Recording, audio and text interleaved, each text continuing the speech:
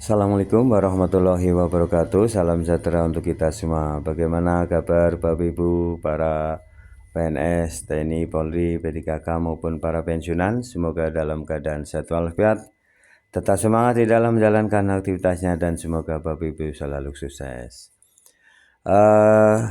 Salam jumpa kembali dengan saya dari channel Pretno Berbagi, yang sedia membagikan informasi-informasi yang update dan terpercaya.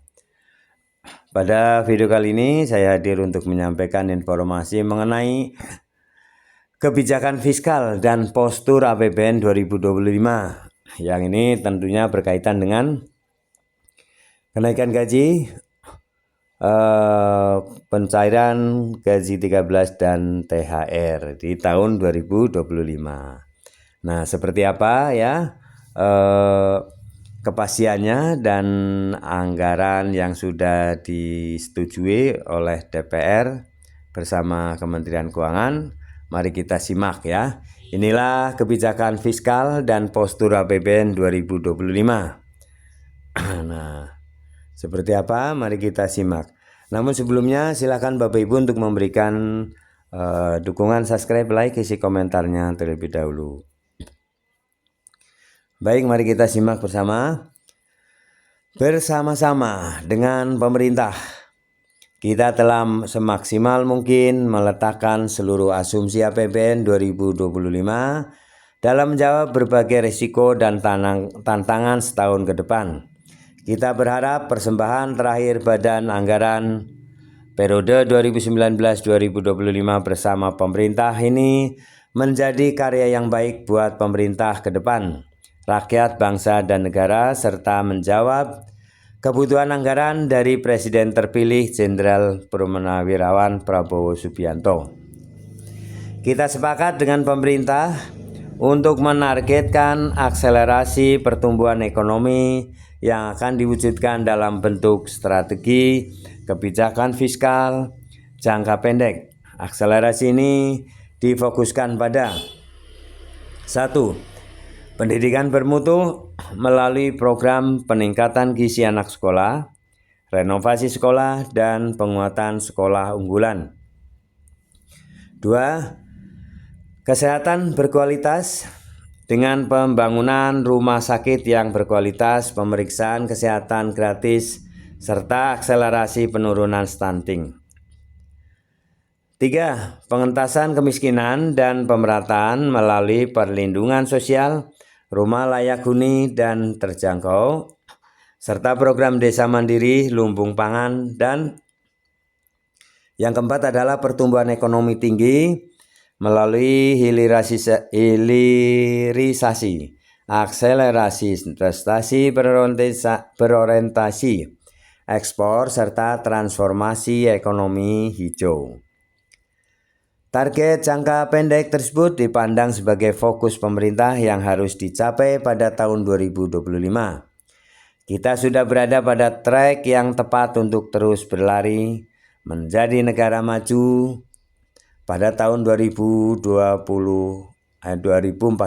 nanti.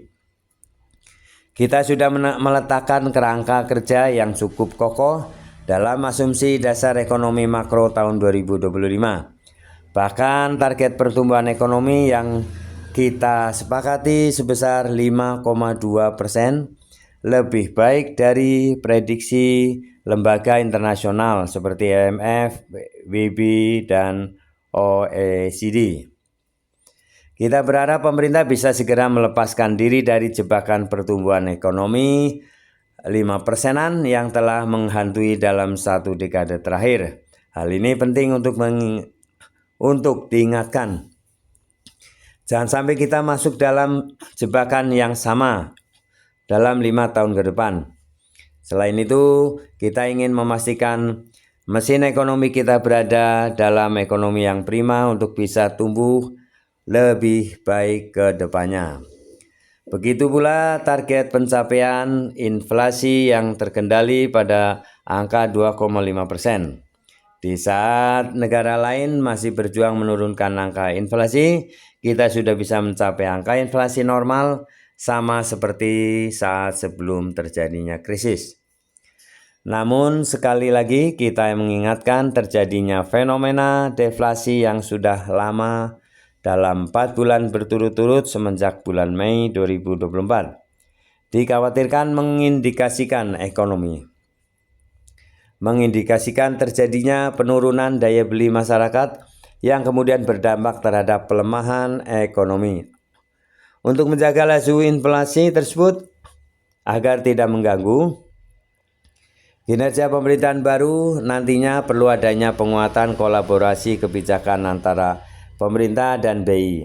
Hal ini dapat menghasilkan bauran kebijakan fiskal, moneter, dan sektorial yang tepat dan terukur.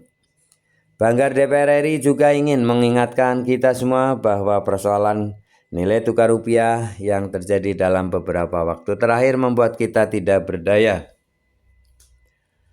Grafik transaksi kurs kita dalam jangka panjang cenderung melemah. Pada tahun 2025, pemerintah mengusulkan kurs 16.100 rupiah per US dollar ya.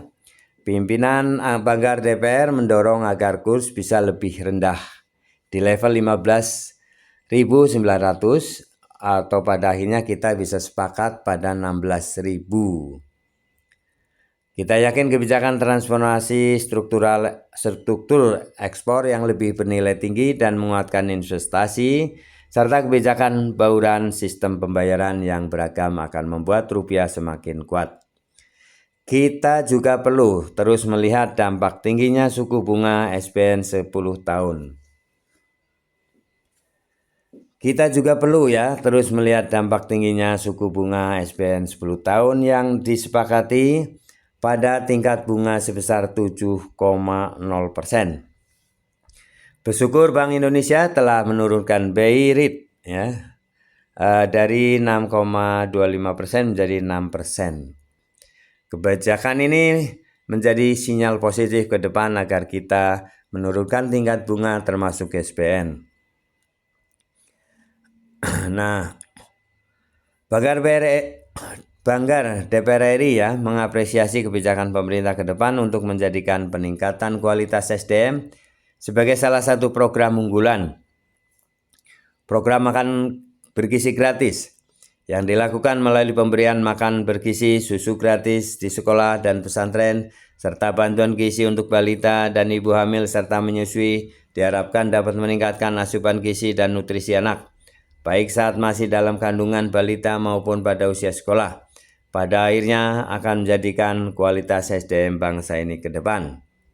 Terakhir, Badan Anggaran DPR bersama pemerintah selama 3 bulan ini telah menyelesaikan pembahasan APBN 2025. Kita telah mengupayakan APBN 2025 ini menjadi jembatan transisi pemerintahan agar presiden terpilih bisa segera berlari kencang menjalankan programnya. Semoga semuanya bisa berhasil ya. Oleh karena itu, postur anggaran telah disiapkan disesuaikan dengan berbagai program strategis dari Presiden terpilih Presiden Prabowo Subianto. Demikian Bapak Ibu ya. Mengenai info kebijakan fiskal dan postur APBN 2025 ya, ini sudah diputuskan dan ini akan bisa menjadi program unggulan ya. Dan untuk kesejahteraan para PNS, TNI, Polri, P3K maupun pensiunan sudah ditetapkan ya. Mari kita tunggu dan semoga pemerintah bisa menjalankannya. Terima kasih Bapak Ibu telah menyimak video ini, semoga bermanfaat. Jangan lupa subscribe, like, isi komentarnya. Sampai jumpa kembali. Terima kasih. Assalamualaikum warahmatullahi wabarakatuh.